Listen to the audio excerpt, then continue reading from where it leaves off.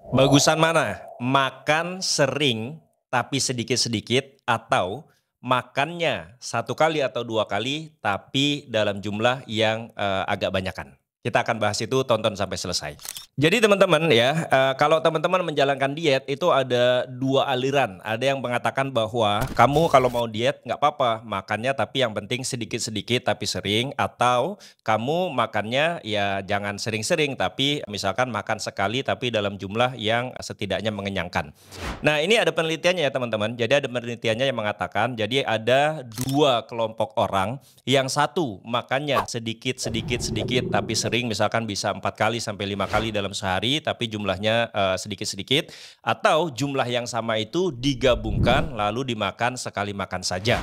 Nah, 2 kelompok orang ini kemudian diteliti ya, diteliti bagaimana kondisi insulin dan sebagainya, ternyata hasil penelitiannya itu cukup mencengangkan ya. Yang pertama hasil penelitiannya adalah kedua kelompok ini mengalami penurunan berat badan. Artinya makan sedikit-sedikit tapi sering atau makan dalam jumlah yang sama tapi digabungkan sekali makan, itu dua-duanya mengalami penurunan berat badan. Cuma yang makannya ya dikumpulkan menjadi satu kali saja itu ternyata penurunan berat badannya lebih signifikan. Itu yang pertama. Artinya adalah kalau teman-teman mau menurunkan berat badan, defisit kalori misalkan ya, kemudian dimakan langsung misalkan dalam satu kali atau 2 kali saja. Selebihnya intermittent fasting. Itu yang pertama.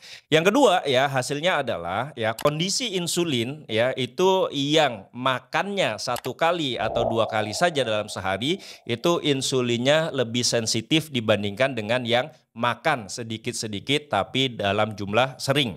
Nah, kalau yang sedikit demi sedikit makannya, tapi misalkan sehari bisa 4 kali sampai 5 kali, itu kondisi insulinnya itu tidak sesensitif yang tadi, ya kan, makannya itu dikumpulkan menjadi satu. Misalkan kita ada jatah makan 2 piring nih, gitu ya, 2 piring. Lalu kemudian yang satu ini makannya 2 piring ini dibagi menjadi 4 kali makan. Sedangkan yang satu lagi itu makannya tetap misalkan 2 kali makan, 2 piring, tapi itu dimakan misalkan 2 kali. Ternyata yang 2 kali ini kondisi insulinnya itu jauh lebih sensitif gitu loh. Nah, itulah kenapa kemudian orang-orang yang sudah mengalami diabetes itu jauh lebih baik menggunakan cara yang kedua, makannya satu kali atau 2 kali saja dalam satu hari agar insulin kita itu lebih sensitif ya. Seperti itu teman-teman.